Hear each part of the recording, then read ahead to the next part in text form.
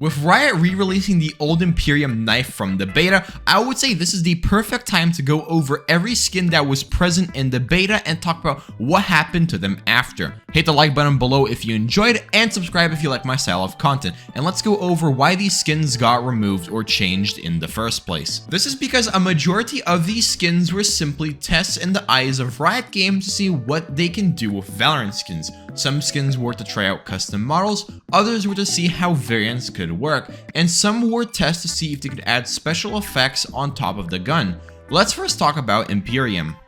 These were two different deluxe skins that were included in the beta, which consisted of a classic skin and a melee skin. They did not have any unique animations or variants and were mainly made as a test to see if Riot could make skins with custom models. This is why they had this unique dragon-themed model, which to be honest did not look the best or polished because they were never meant to make it to the full game.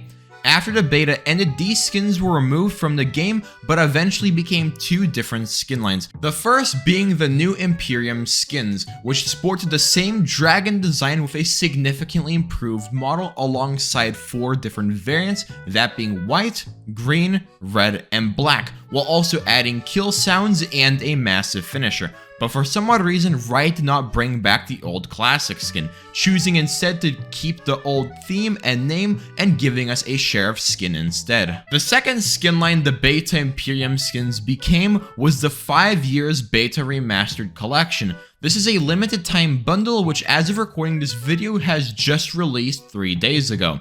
This took the old Imperium knife and improved on it drastically by giving it improved sounds, effects, Xenohunter animations, and 4 different variants. Although many people hate this skin line because of it being Riot Games nostalgia baiting the community, I personally don't think there is much of a problem because it gives another option for a Xenohunter style knife, while also being one of the rare times where Riot Games made a skin cheaper instead of being upcharged, going from 4,350 VP to 3,915. A surprise to be sure, but a welcome one. Let's now gaslight them into making skins even more cheaper.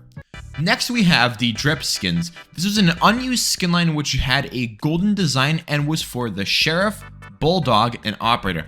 This was never used in the closed beta, and as far as I could tell, might have only been available in a few very early tests of the game where not that many people were invited.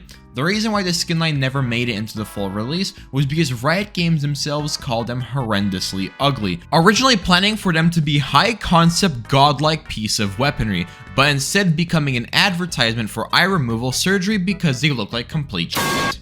Luckily, Riot redeemed the drip skins when they reworked them into the Chrono Void collection, which consisted of a sheriff, vandal, phantom, and judge, giving all these skins different variants, slick ball related animations, and cool sounds. It truly is a miracle they were somehow able to turn one of the worst skins in the game into one of the best. After that, we have the arcade/toy skins, which was a retro gaming themed skin line, which was for the Ghost, Spectre, and Bucky. Just like the drip skins, they were not available in the beta and were just found in the game files. Not much is fully known about them apart from the fact they most likely became the Rain Entertainment System skins and the Blast X skins, judging from the overall theme of these skins, that being a game controller mixed with the looks of a Nerf blaster. Out of all the beta skins, these are the ones with the least amount of information about them, because all the other skins were either usable in the beta or had some form of official trivia revealed about them via Riot Games. Next up, we have the luxe skins. These were primarily created to test if skins could rock different variants. Pretty ironic considering what will become of them.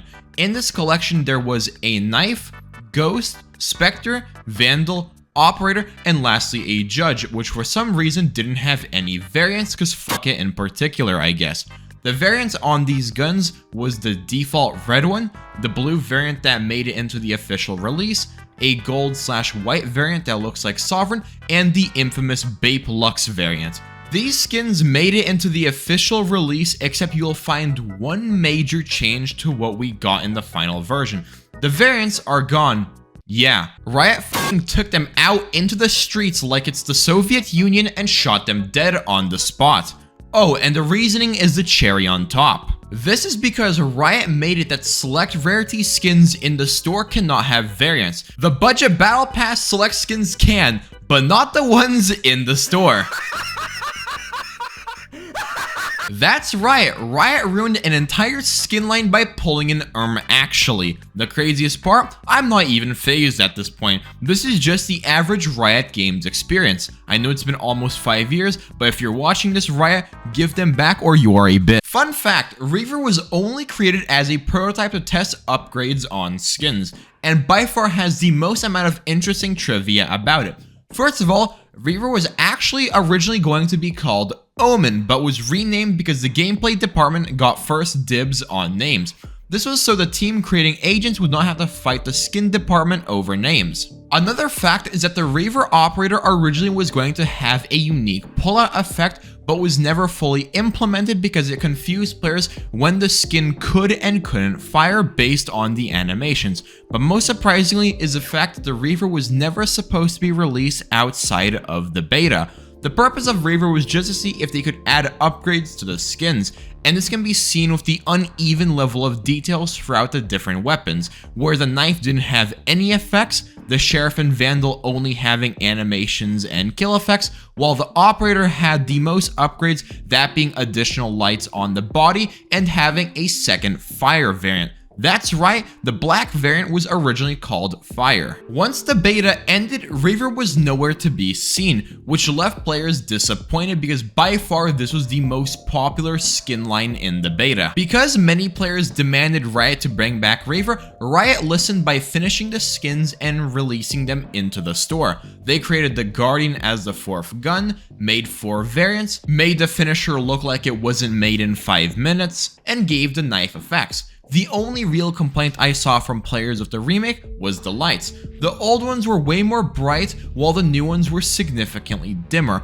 Although I'm gonna say this, the new lights do match the theme way better, that being a dark satanic cult, which last time I checked, typically do not sport RGB gamer lights. The last skin collection we are going to talk about is the Ronin skins. This stylish collection was for the Sheriff, Bulldog, and Operator, and I'm going to instantly say this, I really like the look of these skins. They might have only been a default reskin, but the art on the side of the gun was so detailed that even to this day, it doesn't feel like we have something similar. These skins were removed at the end of the beta and were most likely remade into the modern day Oni skins, which sported a unique model, effects, and a finisher. Although if Riot did ever feel like nostalgia baiting us some more, I wouldn't mind them re-adding these skins into a future battle pass with a 4th gun skin. But that was basically it for all the beta skins. Comment down below what you thought of them, like the video, and subscribe if you have not already. Peace.